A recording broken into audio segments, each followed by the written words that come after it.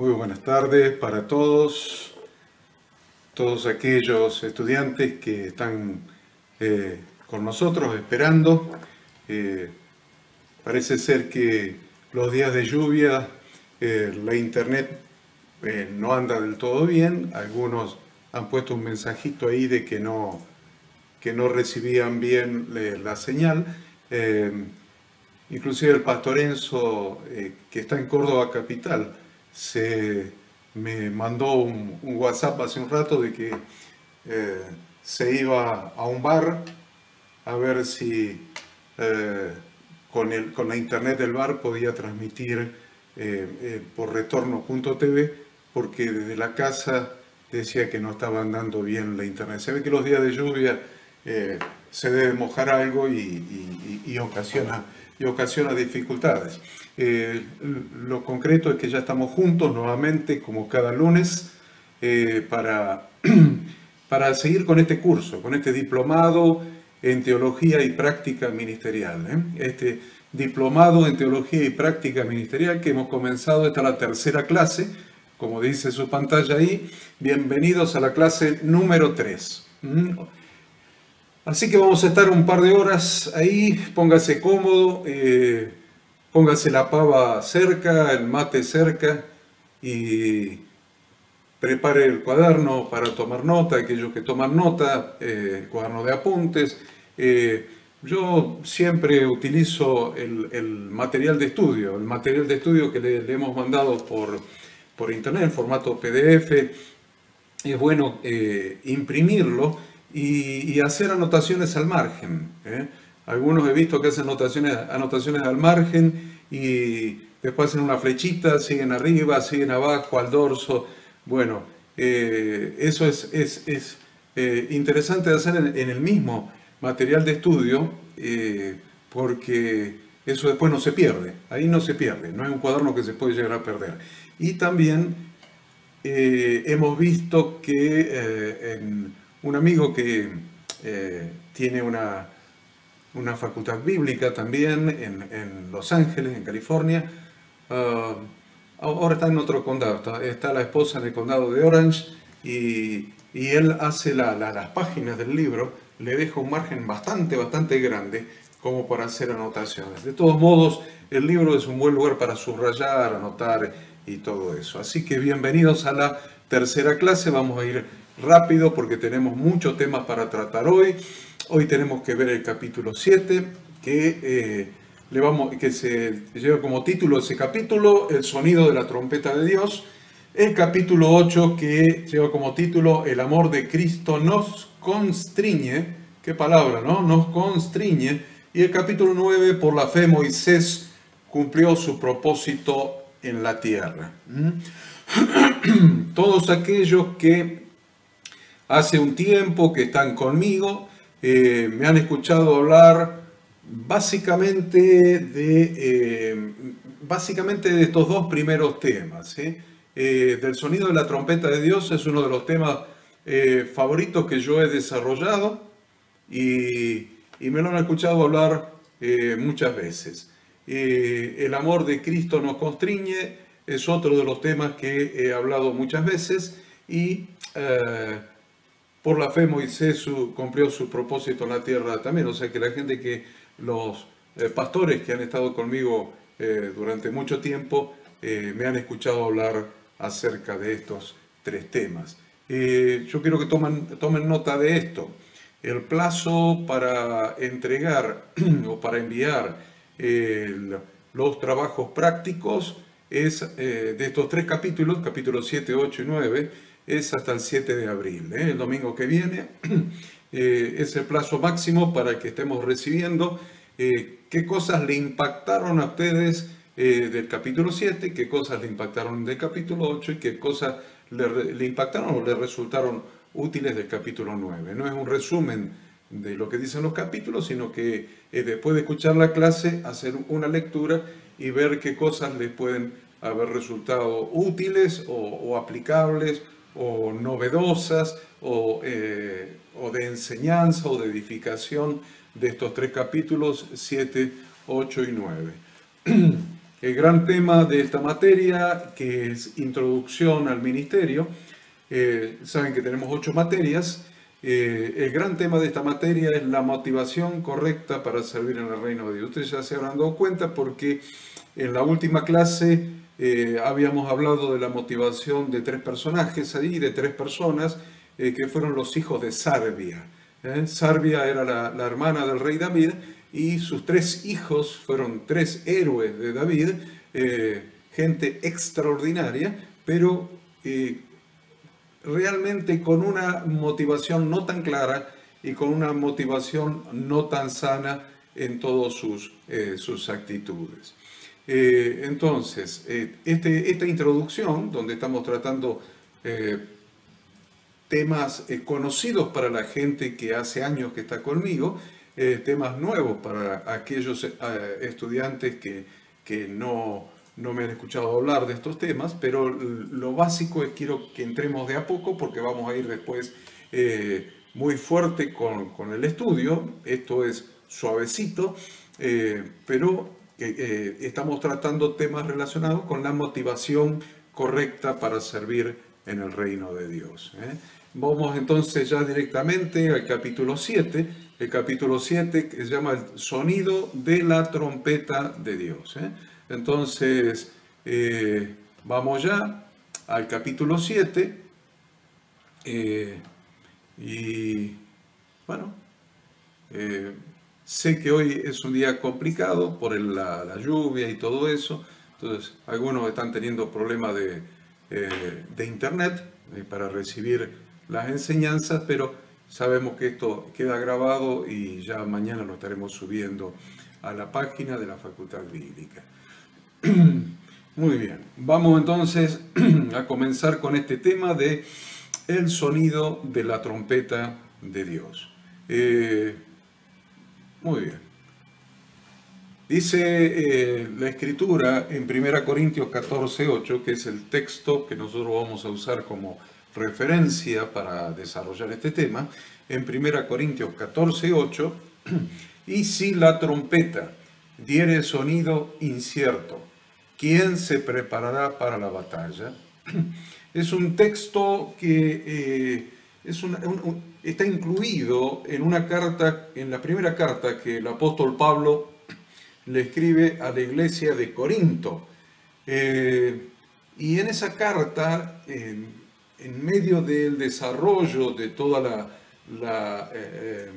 las instrucciones que el apóstol Pablo da a los hermanos de la iglesia de Corinto, le escribe este texto, le escribe esta frase: y si la trompeta diere sonido incierto, ¿quién se preparará para la batalla?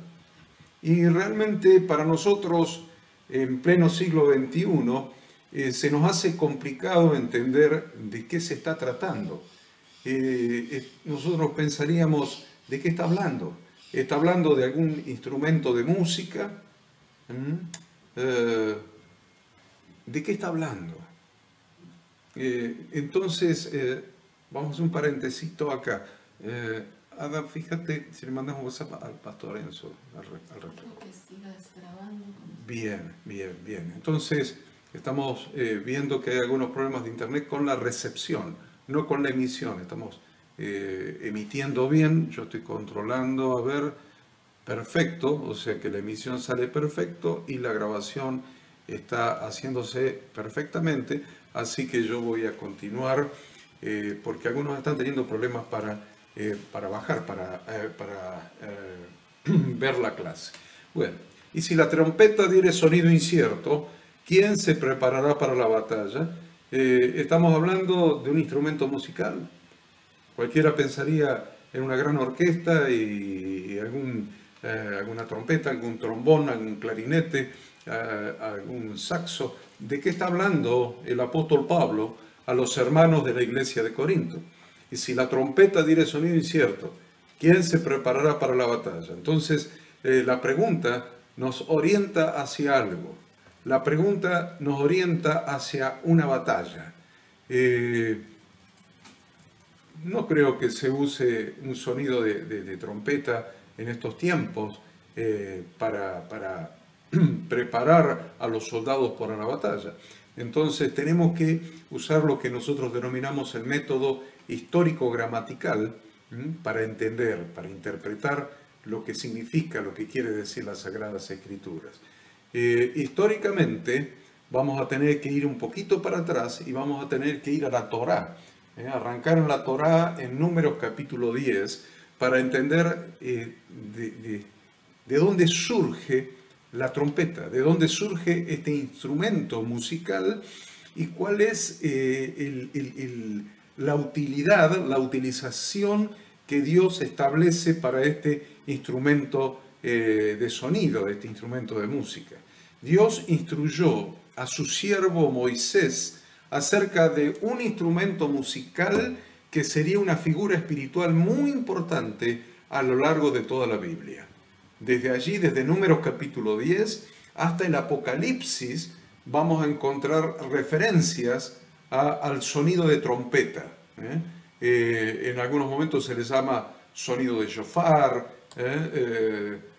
pero básicamente la instrucción que Dios le da a Moisés en el libro de Números es hacer 2 trompetas de plata. Veamos ahí Números capítulo 10.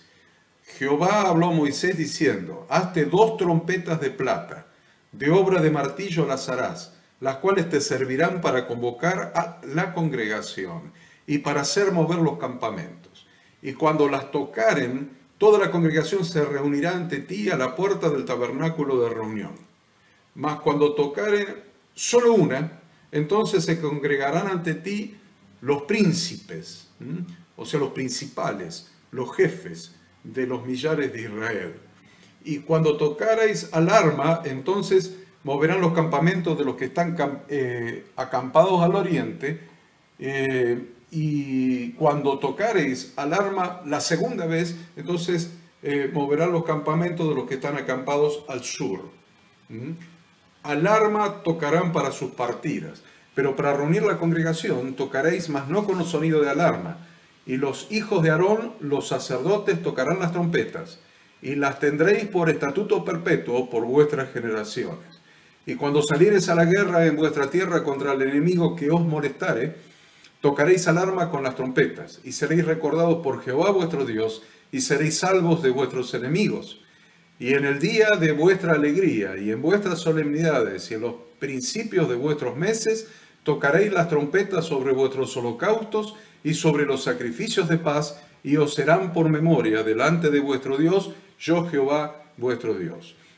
Las trompetas entonces, según explican estos 10 primeros versículos del capítulo 10 del libro de Números, las trompetas de Dios servirían para algunas cosas. A ver, 4 cosas. Primero, para convocar a la congregación para que se reúna a la puerta del tabernáculo de reunión, para cuando se tocaba una sola trompeta, se debían congregar solamente los principales, los príncipes.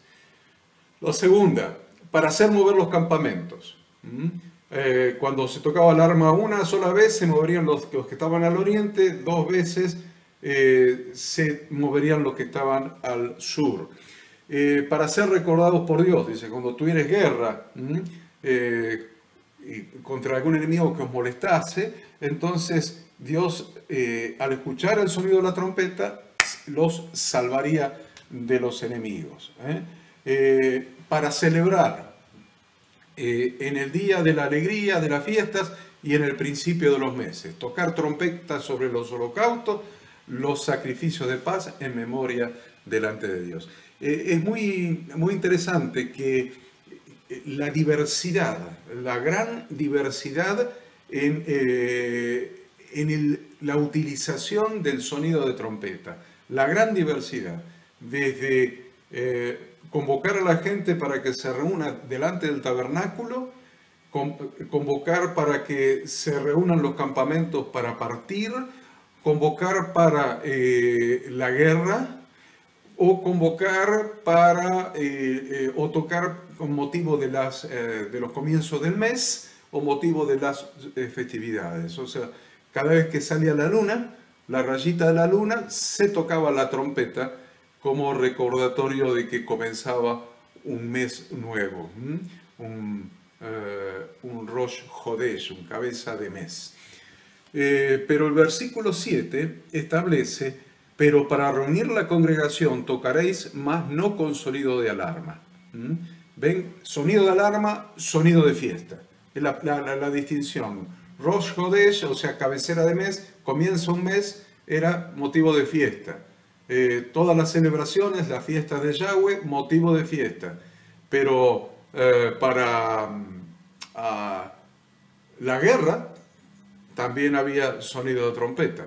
Entonces, es muy interesante la diversidad de utilizaciones que tenía la trompeta. Sonido de fiesta, sonido de guerra.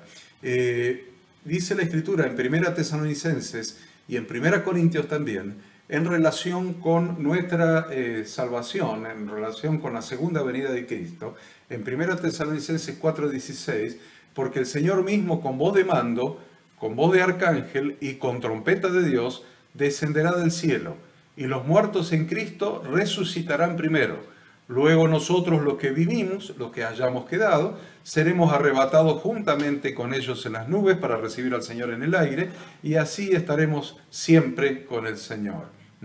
Dice que el Señor mismo con voz de mando, con voz de arcángel y con trompeta de Dios. Ese sonido de trompeta, la segunda venida de Cristo, hará que los muertos resuciten. Y nosotros, los que hayamos quedado junto con los muertos resucitados, seremos arrebatados para recibir al Señor en el aire. Y 1 Corintios, eso es 1 Tesalonicenses, 1 Corintios dice algo parecido. Aquí os digo un misterio: no todos dormiremos, pero todos seremos transformados. En un momento, en un abrir y cerrar de ojos, a la final trompeta, porque se tocará la trompeta y los muertos serán resucitados incorruptibles y nosotros seremos transformados. ¿Cuál es el misterio? El misterio es que no todos dormirán, pero sí todos seremos transformados. En un abrir y cerrar de ojos seremos transformados. Al sonar de la final trompeta, porque se tocará la trompeta y los muertos resucitarán y nosotros seremos transformados, dice el apóstol Pablo, y recibiremos al Señor en las nubes. También dice la Biblia que la voz de Jesús es una voz como de trompeta, que habla con autoridad la palabra de Dios en el mensaje que manda a las 7 iglesias del Apocalipsis. Dice en Apocalipsis que yo, Juan, vuestro hermano, y copartícipe vuestro en la tribulación, en el reino y en la paciencia de Jesucristo, estaba en la isla llamada Patmos por causa de la palabra de Dios y el testimonio de Jesucristo, y estaba en el Espíritu en el día del Señor, y oí detrás de mí una gran voz como de trompeta, que decía: yo soy el Alfa y el Omega, el principio y el último. Escribe en un libro lo que ves y envíalo a las 7 iglesias que están en Asia: a Éfeso, Esmirna, Pérgamo, Tiatira, Sardis, Filadelfia y la Odisea. Es muy interesante que se relaciona la voz de Jesucristo resucitado y ascendido con el sonido de una trompeta. Dice la Escritura, vamos a ver un poquito Ezequiel 33:1. Vino a mí palabra de Jehová diciendo: hijo de hombre, habla a los hijos de tu pueblo y diles: cuando trajere yo espada sobre la tierra y el pueblo de la tierra tomare un hombre de su territorio y lo pusiere por atalaya, vamos prestando atención a esto, un atalaya, un vigía, un vigilante, un vigía, un atalaya puesto en un mangrullo, en una torre, la torre del vigía. Y él viere venir la espada sobre la tierra, y tocare trompeta y avisare al pueblo: cualquiera que oyere el sonido de la trompeta y no se apercibiere, y viniendo la espada lo hiere, su sangre será sobre su cabeza. El sonido de la trompeta oyó y no se apercibió, su sangre será sobre él, mas el que se apercibiere librará su vida. Pero si el atalaya viere venir la espada, el atalaya, otra vez estamos, el portavoz, el que hace sonar la trompeta de Dios. Acuérdense que Moisés, lo instruyó Moisés, Yahweh nuestro Dios, el Dios eterno, instruyó a Moisés para que fabricara estas trompetas.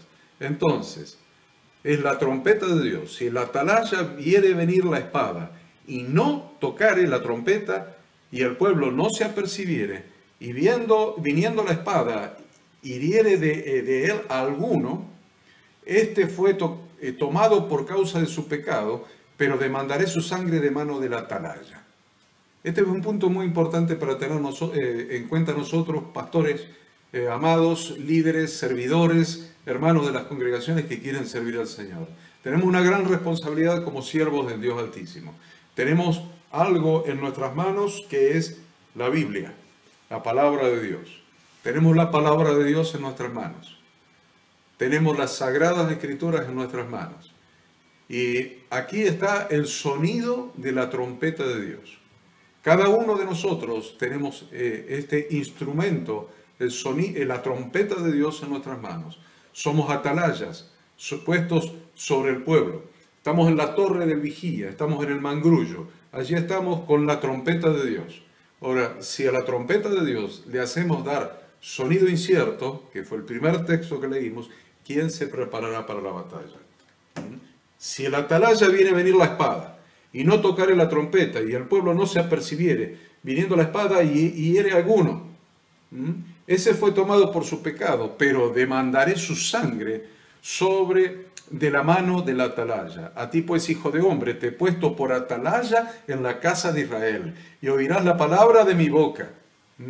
Y oirás, ¿cuál es la trompeta entonces? ¿Estamos bien? ¿Cuál es la trompeta? Dice, y oirás la palabra de mi boca, y los amonestarás de mi parte.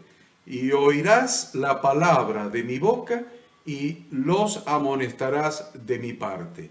Cuando yo dijere al impío, impío, de cierto morirás, si tú no hablares para que se guarde el impío de su camino, el impío morirá por su pecado, pero su sangre yo la demandaré de tu mano. Y si tú avisares al impío de su camino para que se aparte de él, y él no se apartare de su camino, él morirá por su pecado, pero tú libraste tu vida. Esto significa que el que oye la alarma de guerra y no se apercibiere, no haciendo lo que tiene que hacer para salvarse, y muere, él es responsable de su propia muerte. Por negligente es responsable de haber muerto. Murió porque no respondió al sonido de alarma de la trompeta. Lo ignoró y pagó con su vida, pero el que se apercibiere librará su vida. Y en relación con el atalaya, cada uno tenía una trompeta en la mano para advertir al pueblo cuando se aproximaba el enemigo, para que puedan salvar sus vidas. Y si el atalaya no toca la trompeta, y alguno es lastimado, es herido, por causa de su pecado, obviamente es lastimado, pero la sangre de este se va a demandar de la mano del atalaya. A ustedes, queridos pastores, supervisores, presbíteros, diáconos, servidores, líderes, hermanos de las diferentes congregaciones. Dios los ha puesto por atalaya de la iglesia. Deben oír la palabra de la boca de Dios y amonestar de su parte. Cuando la palabra de Dios dice al impío que morirá, si ustedes no hablan para que se vuelva de su mal camino, el impío morirá por su pecado, pero Dios demandará su sangre de la mano de cada uno de ustedes. Pero en el caso de que ustedes avisen al impío de su mal camino para que se aparte de él, y él no quiere apartarse, entonces él va a morir por su pecado, pero usted como atalaya, como portavoz de Dios, habrá salvado su vida. Ser atalaya del pueblo de Dios es una gran responsabilidad. Aquí tiene su clara aplicación el texto que mencionamos al principio. Y si la trompeta diere sonido incierto, ¿quién se preparará para la batalla? El atalaya no fue puesto por Dios para dar sonido incierto. El atalaya fue puesto por Dios para dar el sonido exacto, el específico para cada ocasión, para cada oportunidad, para cada momento. No fue puesto por Dios para decirle a la gente lo que la gente quiere oír. No fue puesto por Dios para manipular psicológicamente a la gente, o para dar un sonido de fiesta cuando debe dar un sonido de batalla o un sonido de peligro. Dice la Escritura allí en Lamentaciones, tus profetas vieron para ti vanidad y locura. Tus profetas vieron para ti vanidad y locura. Y no descubrieron tu pecado para impedir tu cautiverio, sino que te predicaron vanas profecías y extravíos. Todos los que pasaban por el camino batieron las manos sobre ti, silbaron y movieron despectivamente sus cabezas sobre la hija de Jerusalén, diciendo, ¿es esta la ciudad que decían de perfecta hermosura? ¿El gozo de toda la tierra? Es la iglesia de Dios, la ciudad que decían de perfecta hermosura, vestida de fiesta, vestida para la boda, vestida de lino fino, limpio y resplandeciente. ¿Es esta la ciudad que decían de perfecta hermosura? ¿El gozo de toda la tierra? ¿Es esta la iglesia que iba a transformar la tierra e implantar el reino de Dios en la tierra? ¿Acaso es el diablo el culpable de lo que está sucediendo en la iglesia de nuestro tiempo? Miren, el diablo no es el culpable, al menos no directamente, sino a través de los profetas que ven para la iglesia vanidad y locura, como decía el texto que acabamos de leer. Paz en lugar de guerra, prosperidad en vez de ruina, risa en lugar de llanto, júbilo en lugar de tribulación. Cuando entra el pecado en la iglesia, sus atalayas se creen más buenos que Dios y emplean técnicas psicológicas en lugar de aplicar la palabra de Dios que nos impulsa a tocar un sonido de trompeta de peligro, advirtiendo al pecador que la muerte espiritual se aproxima, que es necesario que se arrepienta, que confiese, que pida perdón, que repare el daño y que se aparte de su mal camino, que haga teshuvá, que les dije, que se arrepienta, que confiese, que pida perdón, que repare el daño y que se aparte de su mal camino y retorne a Dios, que haga teshuvá, que retorne al Padre. Los profetas tocaron la trompeta de Dios con sonido incierto, porque querían tener contenta a la gente. No querían ser portadores de malas noticias, querían ser aceptados por el pueblo.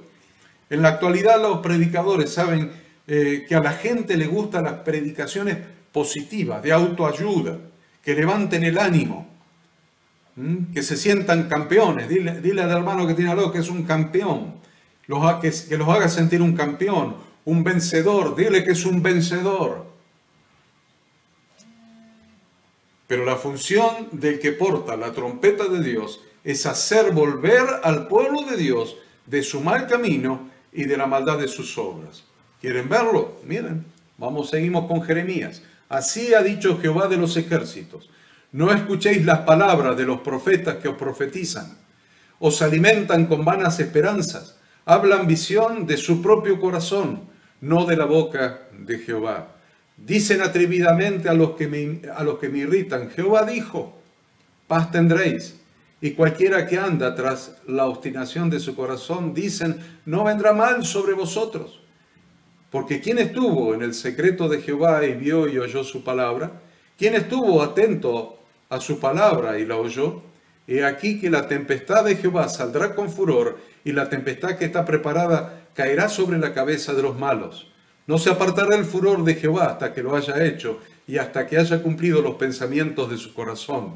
En los postreros días lo entenderéis cumplidamente. Estamos en los postreros días y hoy estamos entendiendo. El que tiene oídos para oír, oiga lo que el Espíritu dice a las iglesias. Porque dice Jeremías, en los postreros días lo entenderéis cumplidamente. No envié yo, dice Yahweh, a aquellos profetas, pero ellos corrían. Yo no les hablé, mas ellos profetizaban.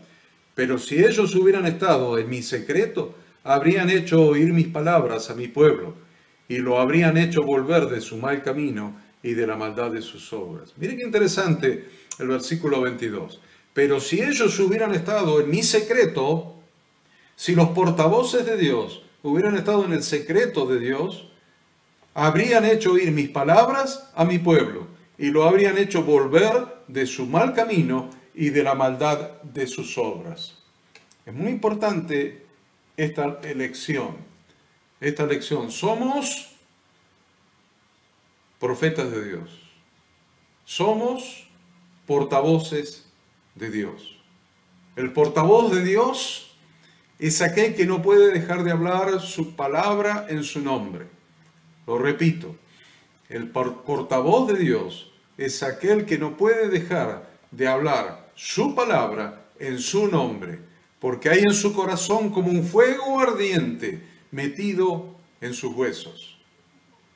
Dice Jeremías 29, y dije, no me acordaré más de él, ni hablaré más en su nombre.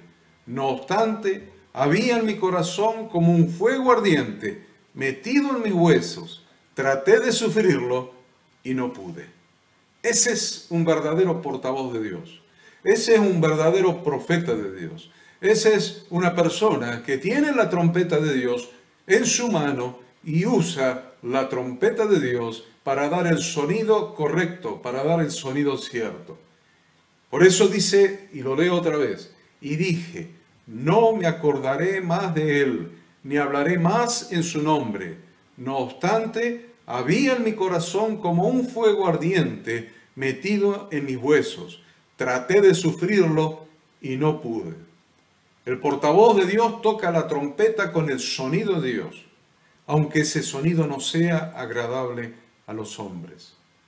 Acuérdense que el apóstol Pablo a los Gálatas les dijo, pues busco ahora el favor de los hombres o el favor de Dios. O trato de agradar a los hombres, pues si todavía agradara a los hombres no sería siervo de Cristo. Así que, hermanos, este es el tiempo para dar el sonido cierto, para dar sonido de santidad, para dar sonido de retorno al Padre, sonido de teyubá. Este es el tiempo de dar un sonido de teyubá, de arrepentimiento.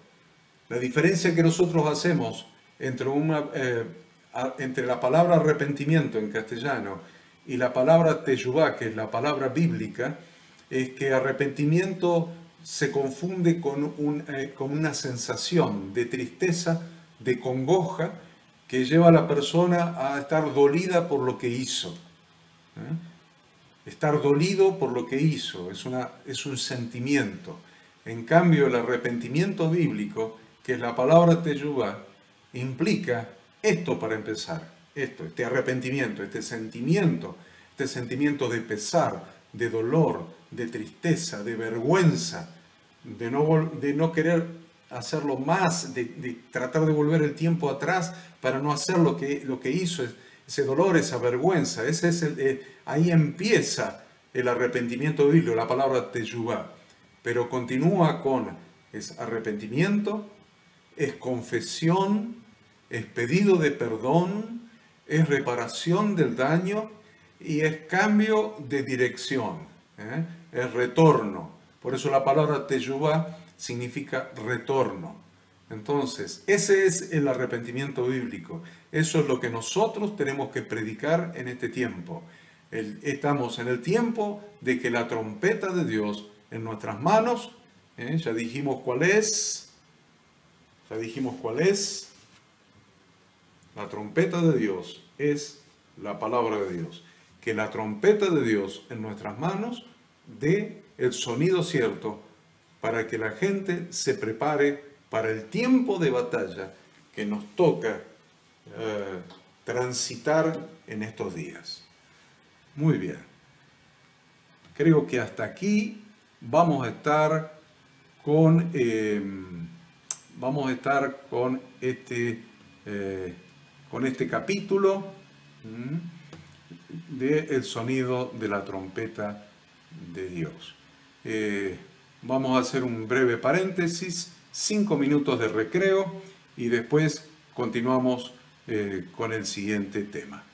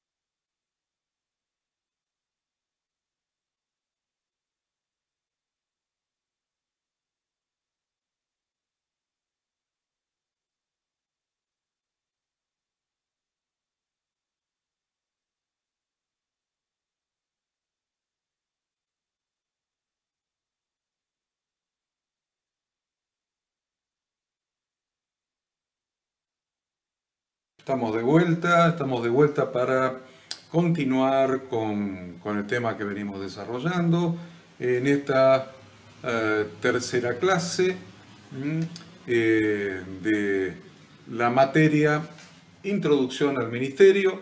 Ahora nos toca hablar sobre el amor de Cristo nos constriñe. Un tema muy apasionante, muy interesante para desarrollar. El amor de Cristo nos constriñe. Muy bien, muy bien.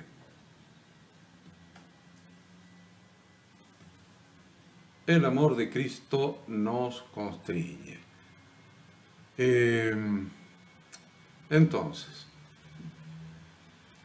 vamos al tema. Estábamos tratando de solucionar los problemas de Internet, pero se ve que la lluvia castiga mucho a Córdoba.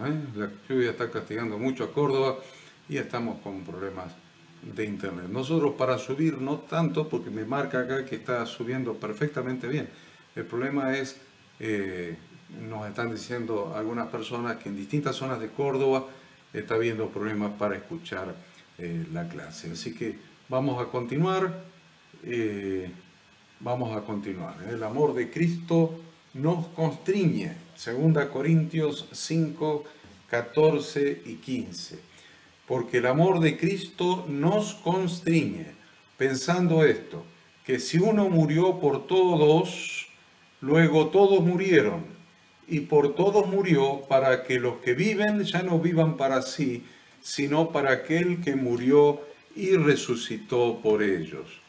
Es un tema interesante y difícil de entender este versículo. A ver, porque el amor de Cristo nos constriñe. Vamos a tener que buscar en el diccionario la definición de constreñir, pero dice, porque el amor de Cristo nos constriñe. Pensando esto, que si uno murió por todos, o sea, si Cristo murió por todos, luego todos morimos. Y por todos murió para que los que viven ya no vivan para sí, sino para aquel que murió y resucitó por ellos. Con Cristo hemos muerto todos nosotros y con Cristo hemos resucitado todos nosotros. Y Él murió para que muramos con Él y paguemos nuestro pecado ante el Padre, porque la paga del pecado es muerte. Él murió, nosotros morimos con Él, se pagó el precio del pecado, Él resucitó y nosotros resucitamos por Él. Es una obra maravillosa, asombrosa, increíble obra de gracia. Y entonces por eso dice aquí, el amor de Cristo nos constriñe pensando esto que acabamos de explicar. Entonces, para comenzar con este estudio, lo primero que tenemos que pensar es, seguimos hablando del gran tema, ¿no? El gran tema dijimos que era la motivación. La motivación. Vamos a ver un poquito. Vamos a ver un poquito el gran tema, la motivación. Busquemos, a ver. Acá lo tenemos, miren. El gran tema de esta materia, la motivación correcta para servir al reino de Dios. ¿Cuál es nuestra motivación? Seguimos hablando de motivación. Le estoy dando un énfasis importantísimo al tema de la motivación. Si esta materia primera nos sirve para enfocar nuestra motivación, adecuar, orientar nuestra motivación, ponerla donde tiene que estar puesta, realmente estamos cumpliendo el objetivo. ¿Cuál es nuestra motivación? Necesitamos enfocar adecuadamente la motivación que nos lleva a todo. No solamente a servir a Dios. ¿Qué es lo que te motiva para estar congregándote? ¿Qué es lo que te motiva para pertenecer a una comunidad de fe? A una comunidad cristiana, a una comunidad a una eclesía, a una quejilá, a una iglesia, a una congregación? ¿Qué es lo que te motiva a pertenecer? Eso en primer lugar. Y en segundo lugar, ¿qué es lo que te motiva a servir dentro de la congregación? ¿Qué es lo que te motiva a servir, a ser siervo de Dios? Entonces, si nosotros podemos definir eso, vamos a poder seguir después con el resto de las materias. Pero necesitamos tener una correcta motivación. Si tenemos una motivación errónea, después el resto no va a servir para nada. Necesitamos una correcta motivación. Tener muy claro cuál es nuestra motivación para servir al Señor. Entonces, ¿cuál es mi motivación? ¿Cuál es tu motivación para servir al Señor? Porque realmente servir en una iglesia es un trabajo muy grande. Servir en una iglesia es un trabajo muy grande. El servicio pastoral principalmente. Yo sé que hay servicios sacrificados. El servicio de apóstol, que consiste en ir a plantar una iglesia donde no la hay, es lo que se llamó en el siglo XIX misioneros, los misioneros. Por una cuestión de respeto, porque existe la interpretación de que apóstoles fueron nada más los apóstoles de Jesucristo, aquellos que lo conocieron y fueron enviados por él. Apóstol quiere decir enviado. Entonces, existe una interpretación bíblica muy interesante, porque realmente está fundada en el Nuevo Testamento, de que apóstol, enviado, son aquellos a los que mandó Jesucristo en persona. El resto, después de él, ya no fueron apóstoles. Nosotros entendemos que la palabra apóstol sigue siendo enviado, sigue significando, el significado es enviado, y que la gran comisión que dio nuestro Señor Jesucristo nos incluye, nos involucra, nos incluye a todos nosotros. Por lo tanto, cada uno de nosotros somos enviados. ¿Enviados a qué? Enviados a plantar iglesias allí donde no hay. El trabajo apostólico es el trabajo del misionero. ¿A dónde vas de misionero? Voy de misionero a tal ciudad porque no hay iglesia allí en esa ciudad. Perfecto. Eres un apóstol enviado a esa ciudad a plantar iglesia donde no la hay. El trabajo apostólico es un trabajo duro. Si se quiere, de lo más duro, porque hay que ir, si uno va a otra provincia o a otro país, hay que meterse en la realidad sociocultural del lugar donde uno va, conocer, hacerse conocido, ganar el respeto, ganar la consideración, como para poder después sembrar la palabra y traer las personas al conocimiento del Evangelio, al conocimiento de Cristo, al reino de Dios. Es un trabajo duro, pero el trabajo pastoral es muy duro también. Es muy duro también. El trabajo pastoral no es un trabajo de un tiempo, es un trabajo de todos los días, permanente, y es un trabajo muy duro. Es un trabajo de tomar la cruz, es un trabajo de negarse a sí mismo, es un trabajo de amar a cada persona, lo merezca o no lo merezca, adoptar como hijo a cada miembro de la congregación, lo merezca o no lo merezca. Cuidar, eso es dar cobertura, cuidar, cobijar, amparar a cada miembro de la congregación, no importa cuáles sean sus actitudes. Por lo tanto, es un trabajo muy duro, es un trabajo que implica recibir la mayoría de las veces ingratitud de aquellas personas a las que has servido. Ingratitud. Es un trabajo frustrante. Tomás una persona, la formás, la levantás y después probablemente se va de al lado tuyo, se va a otra congregación porque esta ya le quedó chica, le quedó pobre. Entonces realmente el trabajo pastoral es un trabajo muy, muy, muy grande. Ahora, todos ustedes son siervos de Dios y realizan un trabajo que muchas veces requieren de un gran sacrificio, tanto personal como familiar.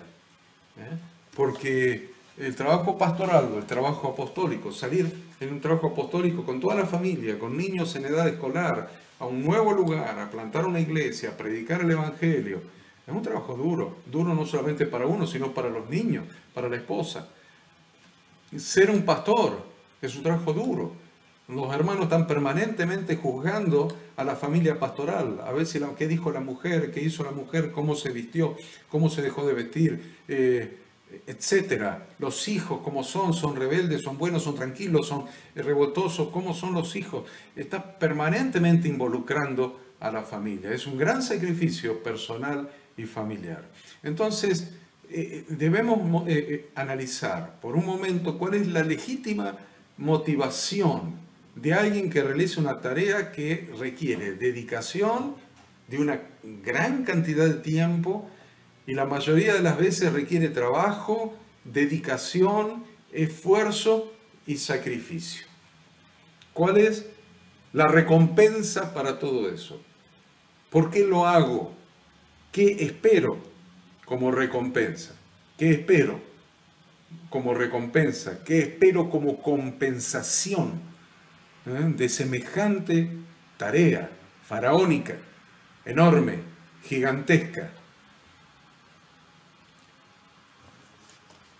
Y si nosotros vamos por el camino más simple, el más fácil, y que más al alcance de la mano está, vamos a ir por el camino de la compensación económica. ¿Por qué? Porque es la compensación legítima de todo trabajo. Es la compensación legítima de todo trabajo. Dice la Escritura, el obrero es digno de su salario. A ver, acá está, 1 Timoteo 5:18. Pues la Escritura dice, no pondrás bozal al buey que trilla, y digno es el obrero de su salario. Entonces, es la vía más corta. Porque muchas veces el trabajo que frustra, el trabajo que duele, el trabajo que agota física, psicológica y moralmente, no encuentra salida, no encuentra motivación. Les estoy hablando con dureza porque estoy hablando a personas que tienen un verdadero llamado para servir a Dios. Entonces estoy hablando con la crudeza que ustedes ya conocen, no les estoy diciendo nada nuevo.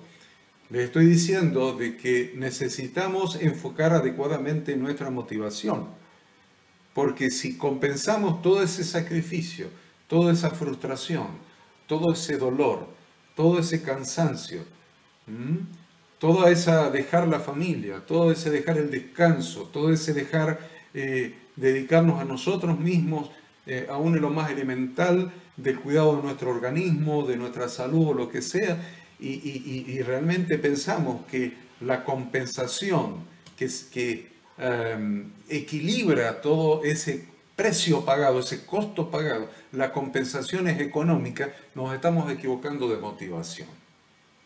Nos estamos equivocando de motivación. ¿Cuál es tu motivación? Miren, yo soy contador público y les puedo asegurar que mi motivación para ir a la Universidad de Buenos Aires todos los años que fui, para recibirme de contador, para después comprar una oficina, amoblarla, abrir el estudio contable y hacer todo lo que hice en mi vida, tenía una motivación clara y era el lucro, el beneficio. Tenía muy claro, es una profesión que es una actividad que se ejerce para obtener un beneficio económico, lucrativo. Yo tenía claro por qué estudiaba y tenía claro para qué prestaba el servicio profesional.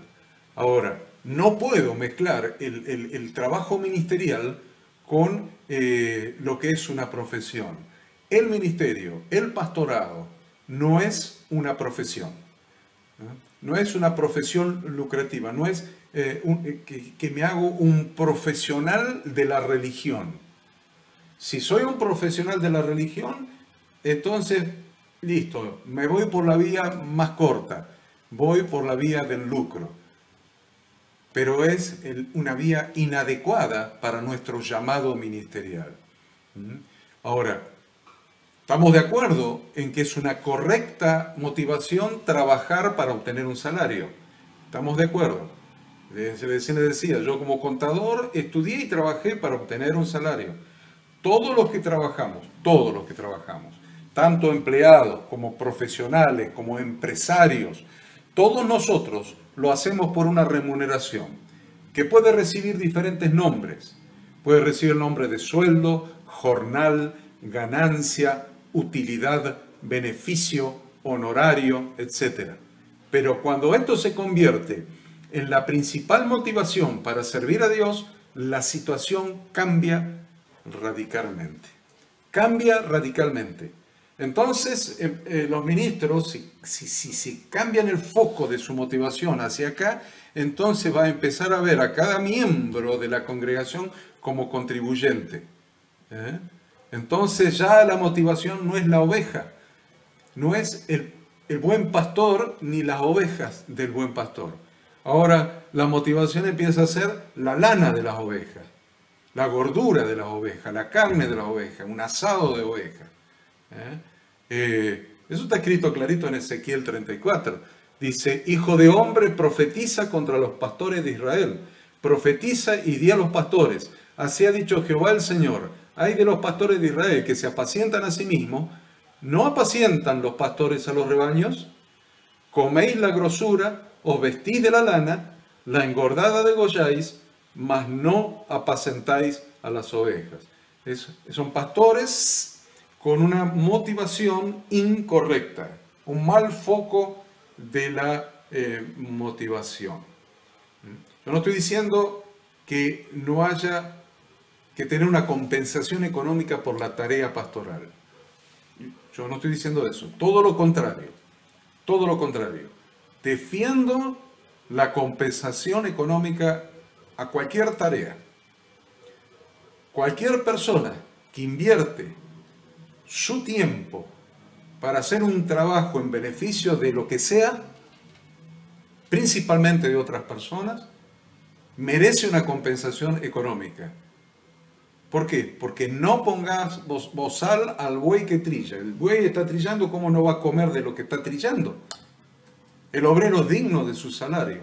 Yo no estoy hablando de no a la compensación, estoy hablando de sí a la compensación, sí a la compensación, sí a compensar el esfuerzo, sí a compensar las horas dedicadas, sí a compensar todo el tiempo que se dedica en algo que no se está dedicando a otro tipo de actividad lucrativa. No se está trabajando secularmente para trabajar en esto, entonces no se está percibiendo de la actividad secular es justo de que se compense por este lado. No estoy entonces hablando de eso, estoy hablando de motivación. Que la motivación no sea el dinero, nada más. El corazón, porque donde está el tesoro, donde esté tu tesoro, dice la Escritura, ahí está tu corazón. Entonces, ¿dónde está tu tesoro? ¿Mi tesoro está en el reino de Dios? Bien. ¿Mi tesoro está en la remuneración? Mal. ¿Me van entendiendo? En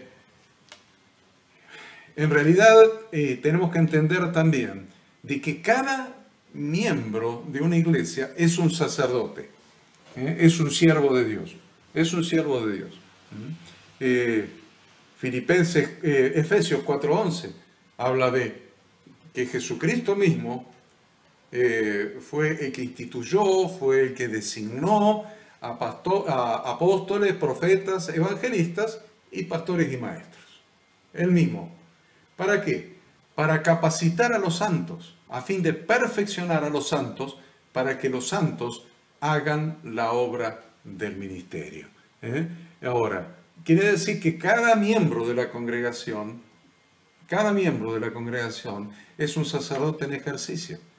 Cada uno ha recibido talentos y cada uno debe ejercer una función.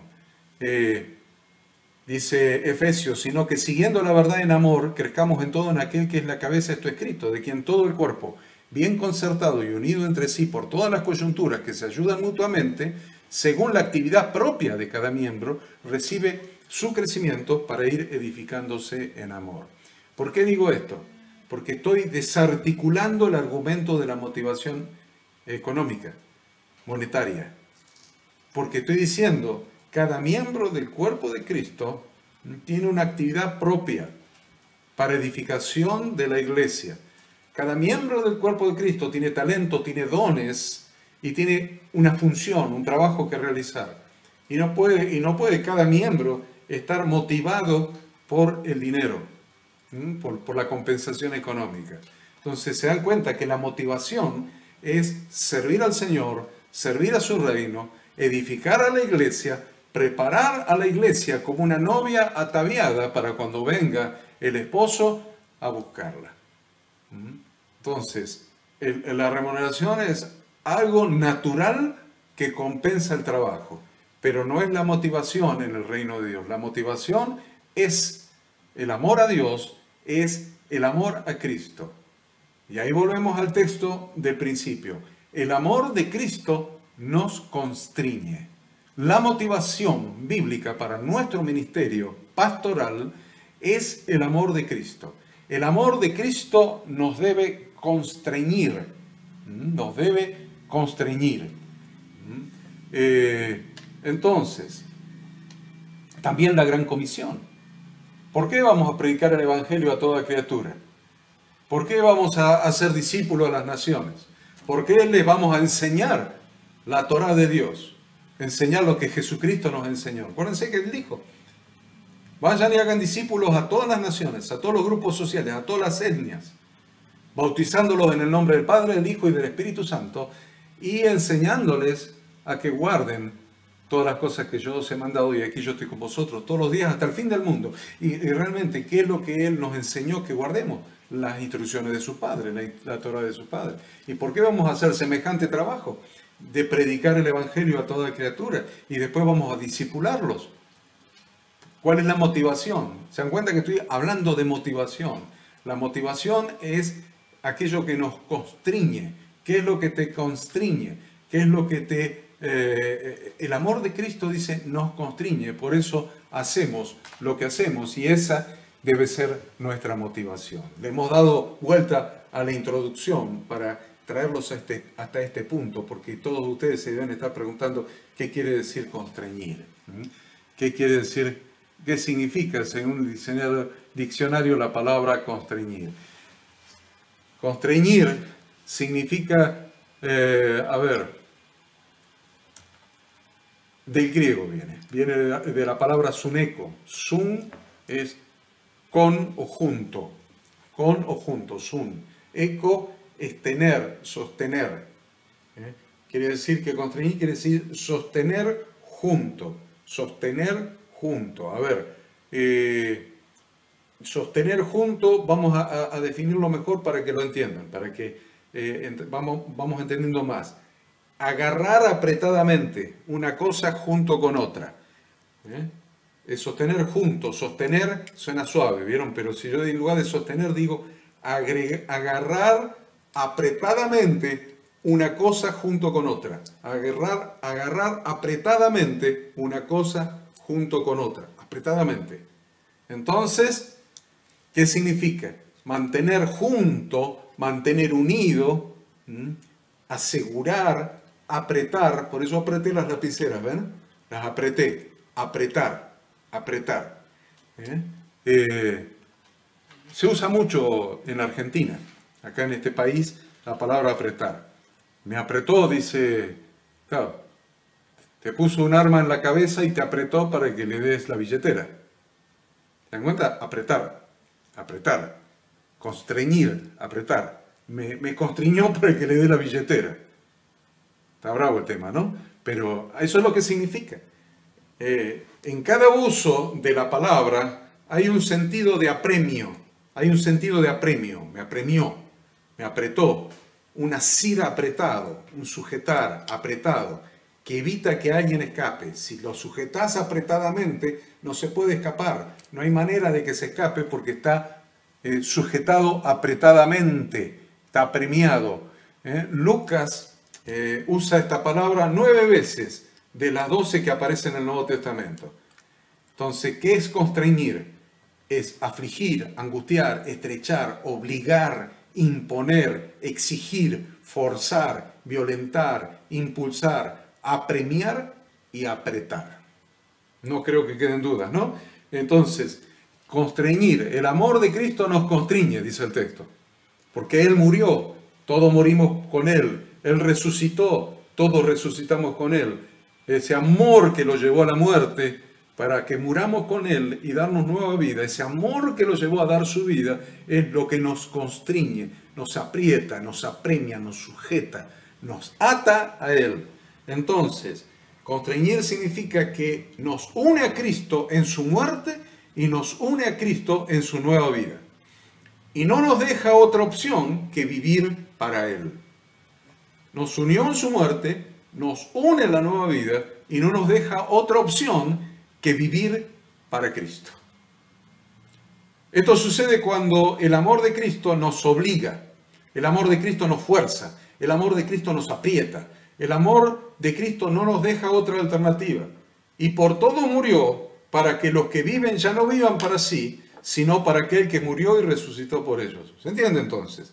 Dice, y por el versículo 15, y por todos murió para que los que viven ya no vivan para sí, sino para aquel que murió y resucitó por ellos.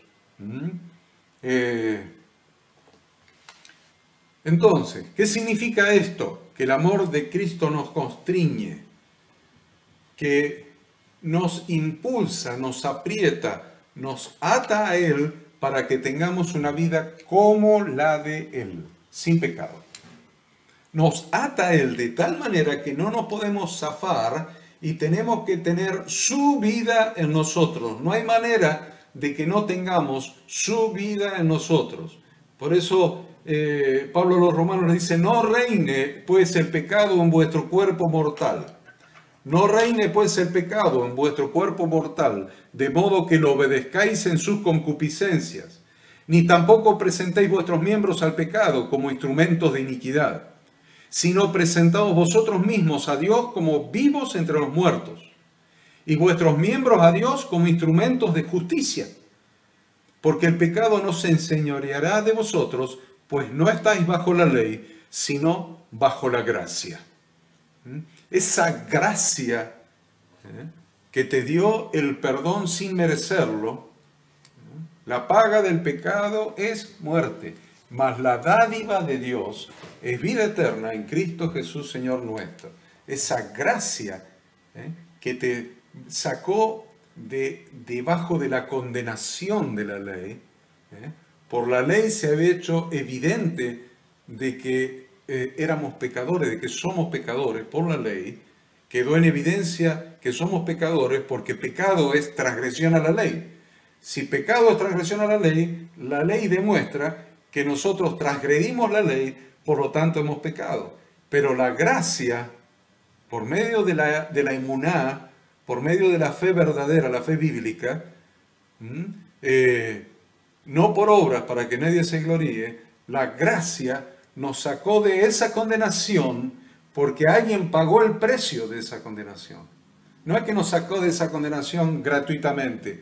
Vino alguien, se unió a nosotros, pagó el precio, nos llevó a su muerte y nos llevó a su resurrección y ahora vivimos en la gracia para no pecar, para no volver a quebrantar la ley de Dios.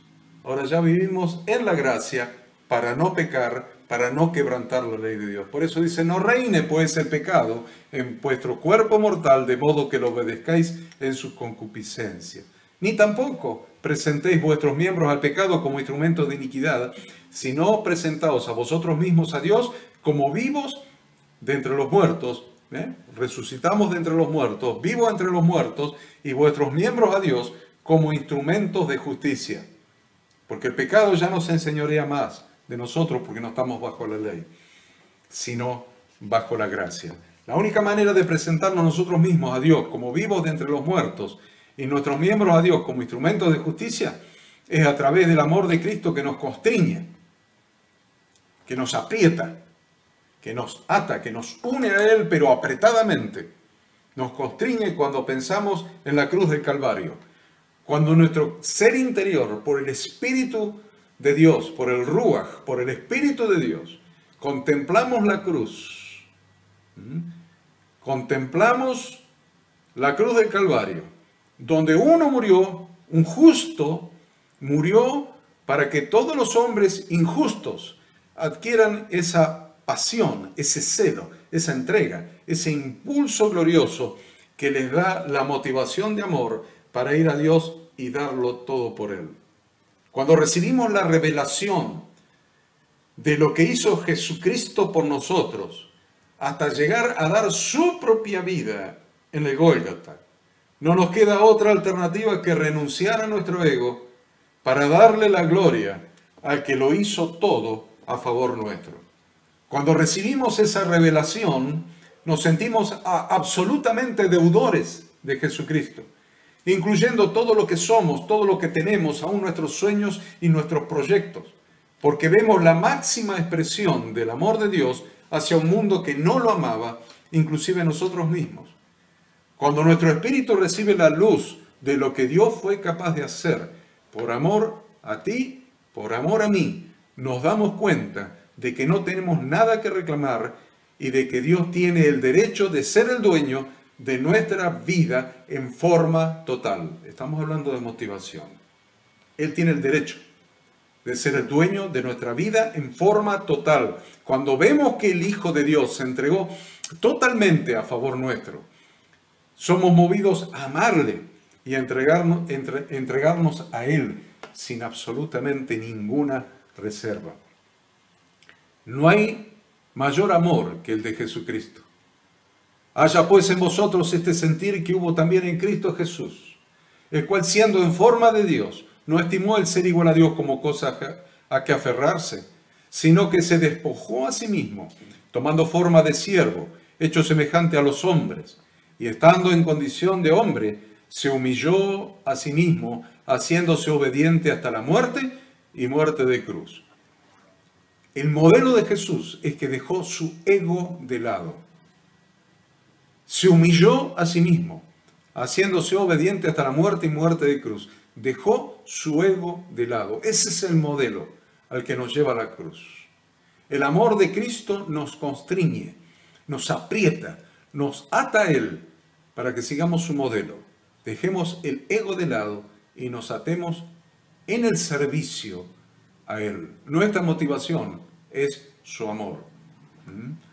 Ver la inmensidad del amor de Jesús nos constriñe, nos aflige, nos angustia, nos estrecha, nos impone, nos exige, nos fuerza, nos violenta, nos impulsa, nos apremia, nos aprieta, nos ata a Él y nos obliga a darnos del todo a Él. Por eso una persona que no tenga una visión clara del Calvario jamás podrá entender a Dios.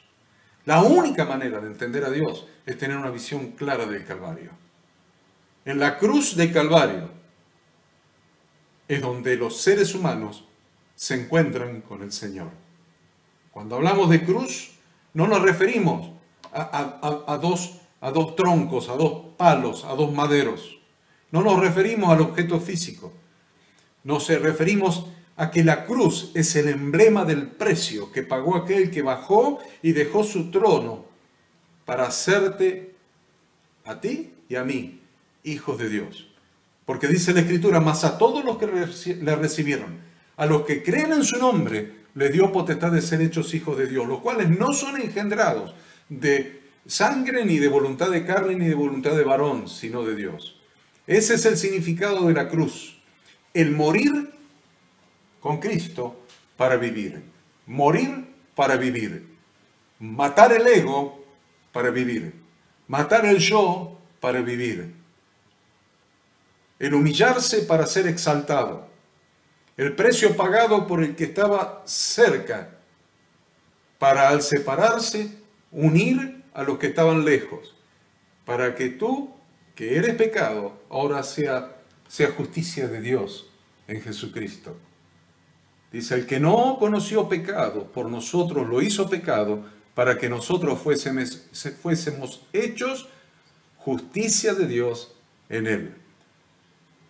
¿Cuántos pecados te han sido perdonados? ¿Y cuántos pecados tuyos cargó Cristo sobre sí mismo en la cruz del Calvario? ¿Cuánta sangre derramó para lavar la mugre de tu vida? Por eso Jesús dice, por lo cual te digo que sus muchos pecados le son perdonados, porque amó mucho, mas aquel a quien se le perdona poco, poco ama. Cuando te llenas de este pensamiento, el amor de Cristo te constriñe, y el impulso de tu corazón redimido será vivir unido a Él y darte por entero. Y cuando seas tentado por la concupiscencia, te darás cuenta que no puedes traicionar y ofender a quien tanto te amó. Recién entonces entenderás que debes sacar de tu corazón cualquier otra motivación. Volvemos a la motivación. Recién ahí vas a entender que de tu corazón tiene que salir toda otra motivación para vivir y servir al Señor que no sea su amor. Nuestra motivación para servir a Dios es el amor de Cristo que nos constriñe, nos ata a Él, nos aprieta, nos ata apretadamente a Él. Es ahí donde podrás despegar tu alma de toda la mugre del pecado, de la mugre del dinero, de la mugre de lo que quieras, del poder, de lo que sea. Cuando el amor de Cristo te constriña.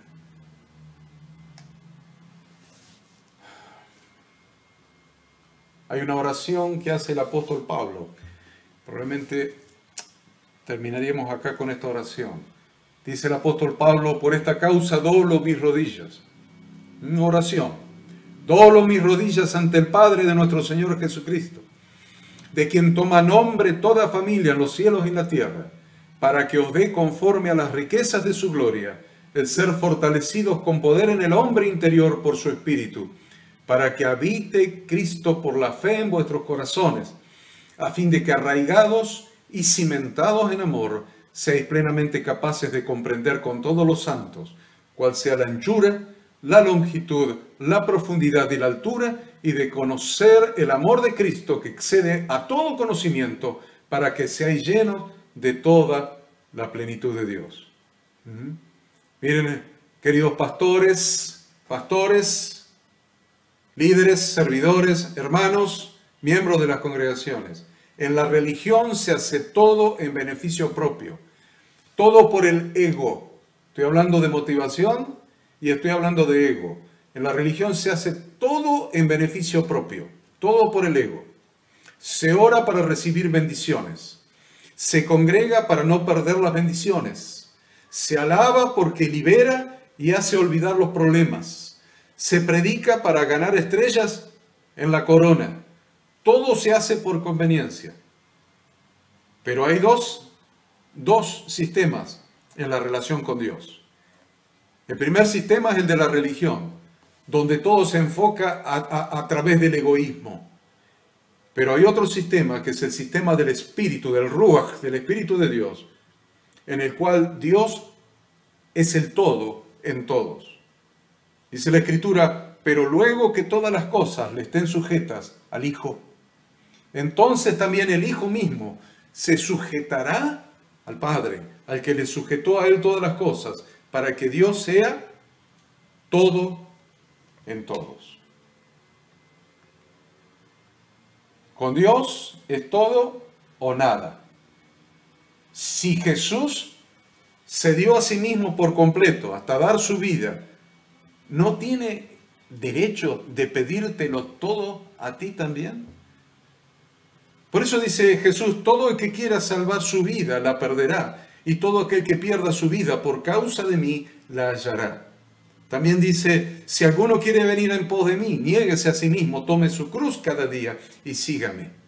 Se trata de renunciar al yo, al yo.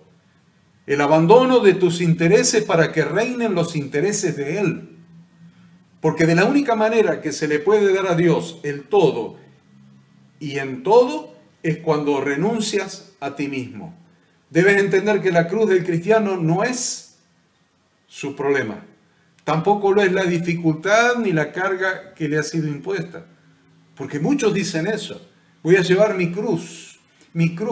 y creen que la cruz es una enfermedad, un problema familiar, un problema del pasado, le falta una pierna, le falta un ojo, le falta un brazo. Eso piensan la mayoría de los cristianos, que esa es la cruz, un sufrimiento que tienen que llevar de por vida. Pero la cruz del cristiano no es su problema, su sufrimiento que tiene que llevar, su enfermedad, su problema familiar. Tampoco es alguna dificultad, una carga que le impusieron, sino que la cruz que tiene que llevar un cristiano cada día es negarse a sí mismo para darle el todo a Dios. Esa es la cruz. Negarse a sí mismo cada día para darle el todo a Dios. Es el renunciar a lo que amas y a aquello a lo cual estás apegado para que Dios ocupe todo en ti.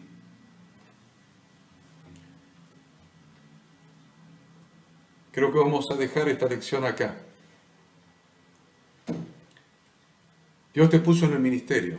El apóstol Pablo dice, doy gracias al que me fortaleció, a Cristo Jesús nuestro Señor, porque me tuvo por fiel poniéndome en el ministerio. Habiendo yo sido antes blasfemo, perseguidor, injuriador, mas fui recibido a misericordia, porque lo hice por ignorancia e incredulidad.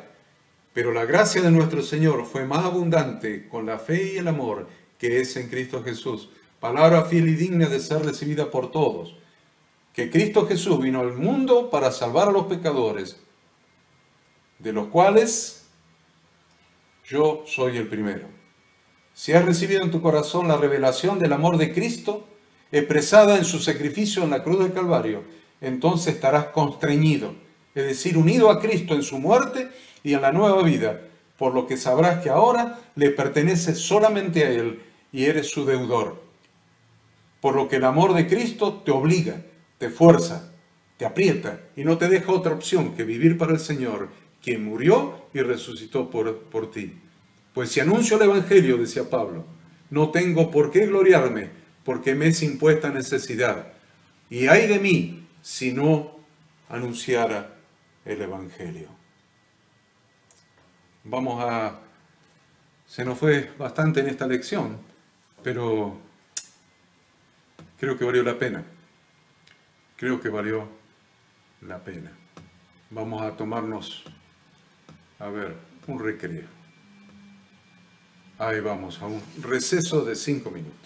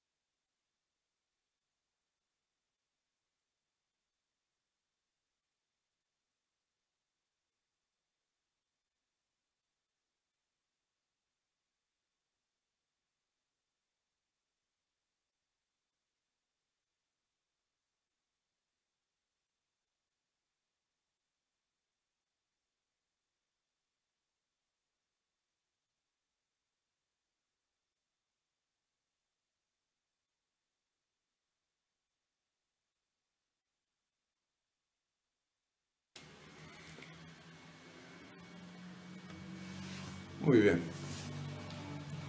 Vamos al tema que nos sigue. Capítulo 9. Por la fe Moisés cumplió su propósito en la tierra. Miren, si no estuviera constreñido por el amor de Cristo, es complejo, ¿no? Hablar tanto y enseñar tanto. Pero el amor de Cristo nos constriñe a ustedes y a mí. A ustedes para hacer el sacrificio de estar allí estudiando, y a mí por haber hecho todo este material y estar enseñándolo a ustedes. Eso es lo que hace el amor de Cristo en cada uno de nosotros. El amor de Cristo nos constriñe. Capítulo 9, por la fe Moisés cumplió su propósito en la tierra. Por la fe Moisés cumplió su propósito en la tierra. Así que ya vamos al tema. Ustedes no necesitan que yo les cuente la historia de Moisés. Como el faraón había mandado a todo el pueblo. No era como Herodes, que mandó a los soldados a matar a los niños. El faraón mandó a todo el pueblo. A todo el pueblo. A todos los egipcios les mandó que echen al río a todo hijo que nazca y a toda hija preservar la vida. Pero había un varón ahí de la tribu de Leví que había tomado también por mujer a una hija de Leví. Eran levitas ambos.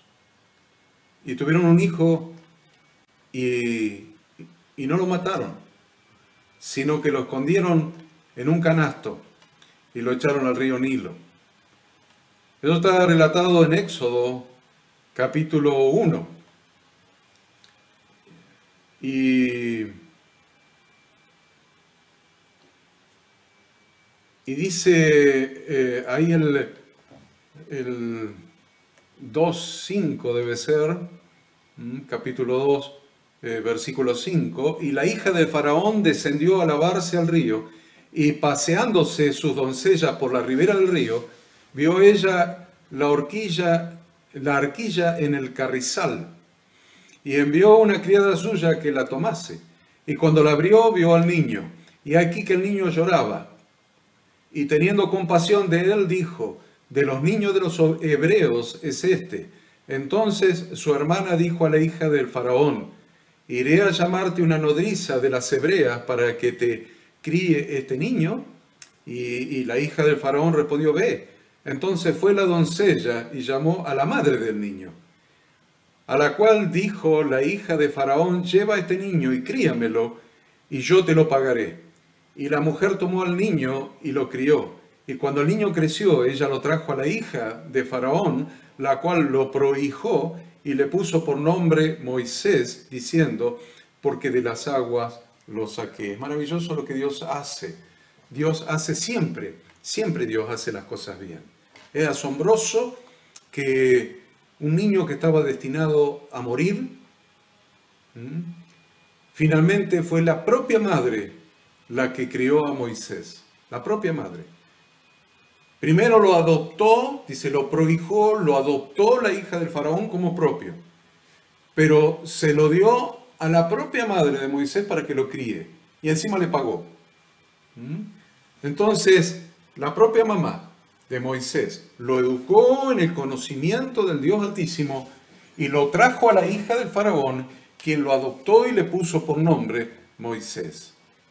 Durante ese tiempo de crianza, la madre sembró en Moisés el conocimiento de Dios.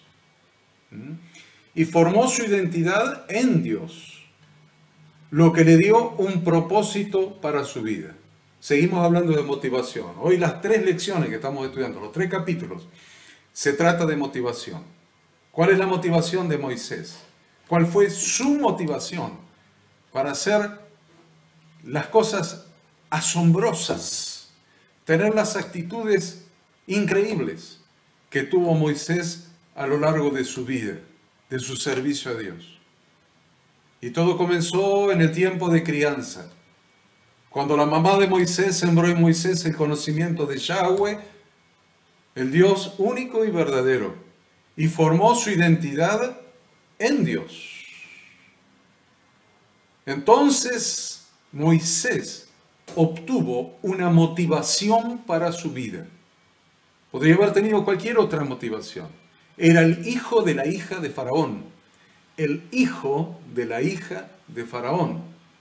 Podría haber tenido como motivación el poder. Podría haber tenido como motivación la riqueza. Podía haber tenido como motivación el imperio y el gobierno de todo el mundo conocido en la época.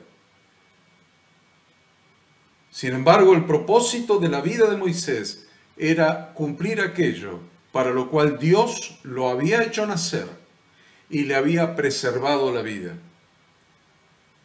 Quien hace un relato más que gráfico y conmovedor de Moisés es Esteban, en el libro de los Hechos de los Apóstoles, en el capítulo 7, comenzando con el versículo 17. La descripción que hace Esteban antes de ser apedreado, antes de ser sacrificado, por el nombre de Yeshua, el Mesías, hace una descripción de Moisés que asombra. Yo los invito a que lo lean. Ya no tenemos tiempo de leerlo, pero describe la vida de Moisés de una manera magistral. La pregunta que con esta lección nos tenemos que responder es: ¿a dónde te ha enviado el Señor a ti? ¿A dónde te ha enviado el Señor a ti? Te ruego que leas Hechos, capítulo 7, del 17 al 34, y mires a dónde lo mandó Yahweh a Moisés. Y te preguntes a ti mismo: ¿a dónde te ha enviado Yahweh a ti? ¿Y a qué te ha enviado? ¿A qué? ¿A dónde y a qué? ¿A dónde y a qué? Moisés sabía a dónde y sabía a qué. Sabía que lo había mandado de regreso a Egipto para libertar al pueblo de Dios. Leemos en el versículo 22, 7:22 de Hechos. Y fue enseñado Moisés en toda la sabiduría de los egipcios. Era un hombre sabio en la sabiduría de los egipcios. Fue enseñado Moisés en toda la sabiduría de los egipcios y era poderoso en sus palabras y obras. Fue enseñado Moisés en la sabiduría de todos los sacerdotes paganos de Egipto. En toda la sabiduría de esos sacerdotes paganos. Se había transformado en un verdadero egipcio, poderoso, muy poderoso en palabras y en obras, pero en su corazón permanecía lo que había recibido a través de su madre, el conocimiento del Dios vivo y verdadero, el temor de Yahweh, su propia identidad como parte del pueblo del pacto de Dios, y el propósito de Dios para su vida estaba perfectamente claro en él. Por eso el versículo 23 dice: y cuando hubo cumplido la edad de 40 años, le vino al corazón el visitar a sus hermanos, los hijos de Israel. La identidad, la motivación estaba grabada a fuego en su corazón. El temor de Yahweh, el conocimiento de Yahweh, el temor de Dios estaba en su corazón. Por eso el versículo 25 decía: pero él pensaba que sus hermanos comprenderían que Dios les daría libertad por mano suya. Mas ellos no lo habían entendido así. Aunque los demás no lo entiendan, aunque lo rechacen, aunque los demás no te entiendan, no entiendan tu propósito, el propósito para el que Dios te ha llamado, aunque los demás no entiendan la enseñanza que estás dando, aunque digan: esto no es la religión evangélica, ¿qué es esto? Esta es la palabra de Dios. Aunque los demás no te entiendan, no entiendan la palabra que estás enseñando, no entiendas el lugar a donde los estás llevando, aunque te rechacen, sabe en tu corazón que Dios te ha puesto para predicar libertad. Aunque los miembros de la iglesia, aunque los otros hermanos, aunque los otros pastores, aunque los otros líderes no entiendan el mensaje que estás transmitiendo, la enseñanza bíblica que estás transmitiendo, Dios te ha puesto como a Moisés para predicar libertad. Libertad. Jesús dijo, el Espíritu del Señor, el Ruaj de Yahweh, está sobre mí, por cuanto me ha ungido para dar buenas nuevas a los pobres. Me ha enviado a sanar a los quebrantados de corazón, a pregonar libertad, libertad a los cautivos y vista a los ciegos, a poner en libertad a los oprimidos, a predicar el año agradable del Señor. El mismo Espíritu Santo que estaba en Jesús es el que está en ti ahora, dándole un propósito y un sentido a tu vida. Moisés alineó su corazón con cumplir el propósito de Dios para su vida y Dios lo respaldó. Moisés alineó su corazón con el cumplimiento del propósito de Dios para su vida y Dios lo respaldó. A tal punto que Jesús mismo se ajustó a la ley de Moisés y la cumplió totalmente. Jesús mismo se ajustó a la ley de Moisés y la cumplió totalmente. Aún desde bebé, porque cuando se cumplieron los 40 días, los días prescriptos por la ley de Moisés para la purificación de los padres, de la madre y del mismo niño, lo trajeron a Jerusalén y lo presentaron al Señor, como está escrito en la ley del Señor: todo varón que abriera la matriz era llamado santo al Señor, y para ofrecer conforme a lo que se dice en la ley del Señor, un par de tórtolas o 2 palominos. Yo sé que muchos dicen que José era rico, millonario y que no sé cuántas cosas y todo unas historias y unas fábulas y una fantasía. Miren, ellos ofrecieron dos tórtolas o 2 palominos, que era la ofrenda de los pobres. Así que nada de José rico. No era un rico que tenía una mega industria de carpintería, de fabricación de muebles. Era un hombre pobre. Moisés vio en el cielo un tabernáculo. Moisés vio en el cielo un tabernáculo. Vio el modelo específico del tabernáculo y lo construyó para el pueblo. Lo sigue diciendo, eso lo describe muy bien. Sigan ustedes leyendo el discurso de Esteban, porque no tenemos tiempo. Pero van a ver en el discurso de Esteban y en el libro de Hebreos que Moisés vio en el cielo el modelo del tabernáculo y lo hizo exactamente como Dios se lo había dicho. Se lo dijo en Éxodo 25:40. ¿Puedes ver espiritualmente el modelo del tabernáculo de Dios? ¿Puedes ver?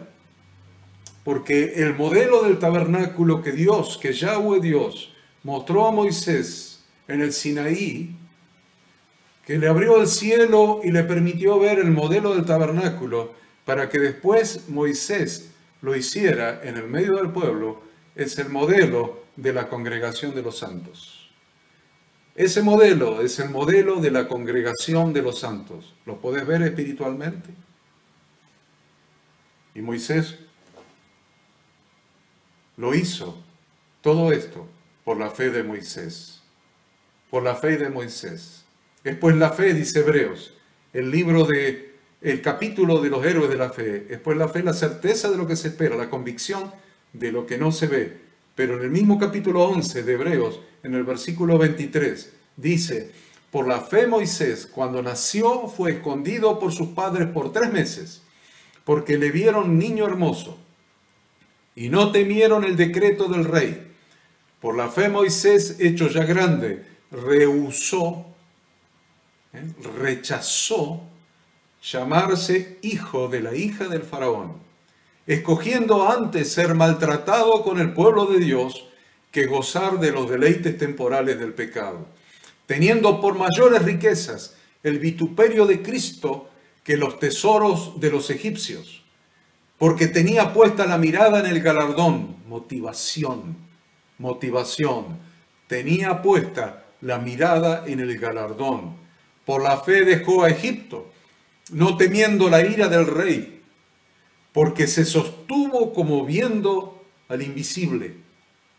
Por la fe celebró la Pascua y la aspersión de la sangre, para que el que destruía a los primogénitos no los tocase a ellos. Por la fe pasaron el mar Rojo como por tierra seca, e intentando los egipcios hacer lo mismo, fueron ahogados.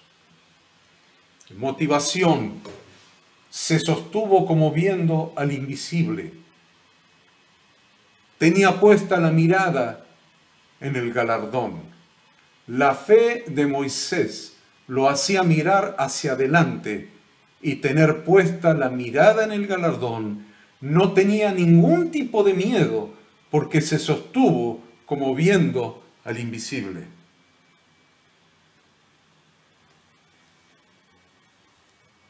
Vamos a avanzar un poquito más.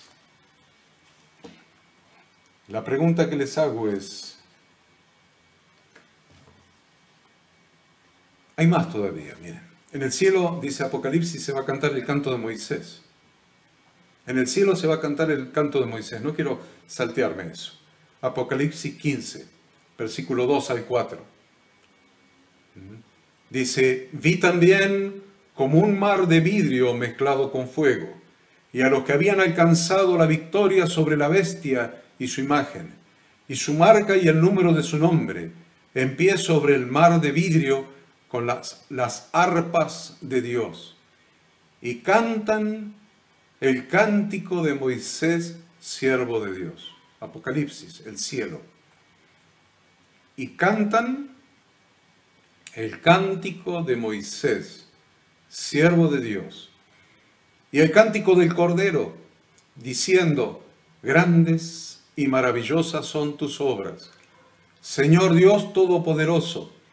Justos y verdaderos son tus caminos, Rey de los santos. ¿Quién no te temerá, oh Señor, y glorificará tu nombre? Pues solo tú eres santo, por lo cual todas las naciones vendrán y te adorarán, porque tus juicios se han manifestado. La pregunta que nos podemos hacer: ¿dónde está el emperador? ¿Dónde está el emperador del mundo? ¿Dónde está el dueño del mundo? ¿Dónde está el faraón? Hoy, ¿dónde está? Hoy, pleno siglo XXI. Díganme, queridos pastores, queridos líderes, queridos servidores, ¿en dónde? ¿Dónde está el poderoso faraón, rey del mundo, emperador de Egipto? ¿Dónde está? Con toda su riqueza, con todo su poderío, con todas sus pirámides, con toda la sabiduría de Egipto, ¿dónde está el faraón hoy? Ahora les pregunto otra cosa. ¿Dónde está Moisés hoy? Con toda su mansedumbre, con toda su humildad, teniendo como única motivación el galardón que Dios le daría, que se sostenía como viendo al invisible. Ese hombre humilde, ese hombre manso. Dice la Escritura que no había otro hombre en toda la faz de la tierra manso como Moisés. ¿Dónde está Moisés hoy? Con la humildad de llevar a la libertad a un pueblo de esclavos, en lugar de ser el rey de Egipto. Llevar a la libertad a un pueblo de esclavos. ¿Dónde está hoy? Dice el Evangelio que 6 días después Jesús tomó a Pedro, a Jacobo y a Juan su hermano y los llevó aparte a un monte alto y se transfiguró delante de ellos y resplandeció su rostro como el sol y sus vestidos se hicieron blancos como la luz. Y he aquí les aparecieron Moisés y Elías, hablando con él. Y aquí le aparecieron Moisés y Elías, hablando con él. Entonces Pedro dijo a Jesús: Señor, bueno es para nosotros que estemos aquí. Si quieres, hagamos aquí 3 chozas, una para ti, otra para Moisés y otra para Elías. Mientras él aún hablaba, una nube de luz los cubrió. Y aquí una voz desde la nube que decía: Este es mi Hijo amado, en quien tengo complacencia, a él oíd. Al oír esto, los discípulos se postraron sobre sus rostros y tuvieron gran temor. Entonces Jesús se les acercó y los tocó y dijo: Levantaos y no temáis.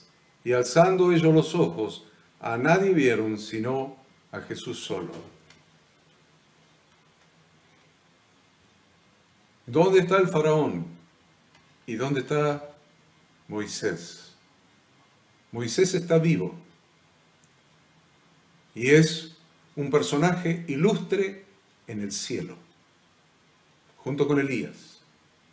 Vivo, pleno siglo XXI, personaje ilustre en el cielo. ¿Cuál fue su motivación? Su motivación fue hacer la voluntad de aquel que lo llamó y lo envió. No importa si podía ser el rey de un pueblo rico y sabio. Él prefirió ser el libertador de un pueblo de esclavos. Por amor a Dios. ¿Cuál es tu motivación, pastor? ¿Cuál es tu motivación, líder? ¿Cuál es tu motivación, siervo del Dios Altísimo? Y todos los hermanos de las diferentes congregaciones que nos están mirando y que desean servir a Dios. Dijo Martin Luther King: si el hombre no ha descubierto nada por lo que morir, no es digno de vivir. Dijo Martin Luther King: si el hombre no ha descubierto nada por lo que morir, no es digno de vivir. ¿Cuál es el propósito de tu vida? ¿El poder y las riquezas o el propósito eterno de Dios?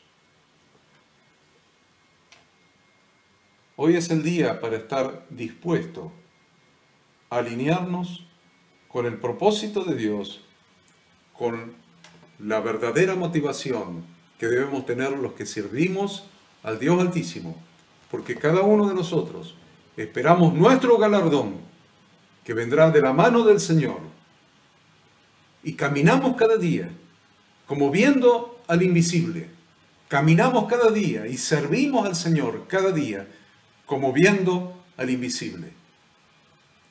Y quiero cerrar esta clase invitándolos a todos ustedes a que oremos como oró el rey David. Oremos como oró el rey David, para que Dios muestre la verdadera motivación de nuestro corazón, que muchas veces está oculta aún a nuestros ojos, porque engañoso es el corazón del hombre. Muchas veces la motivación de nuestro corazón está oculta aún a nuestros ojos. Por eso necesitamos hacer la oración que hizo el rey David. Examíname, oh Dios, y conoce mi corazón. Pruébame y conoce mis pensamientos, y ve si hay en mí camino de perversidad, y guíame en el camino eterno. Examíname, oh Dios, examíname, oh Dios, y conoce mi corazón. Pruébame y conoce mis pensamientos, y ve si hay en mí camino de perversidad, y guíame en el camino eterno.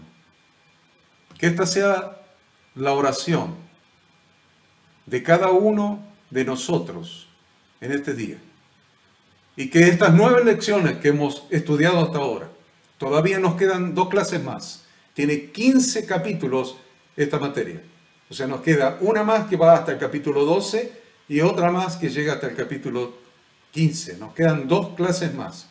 Pero que estas 9 lecciones que hemos estudiado les haya servido a cada uno de ustedes, queridos siervos, sacerdotes del Dios Altísimo, para examinar cuál es la verdadera motivación que te está guiando, que me está guiando, que me está impulsando a ejercer el ministerio que nos ha dado el Señor a cada uno de nosotros. Dios los bendiga. Amén.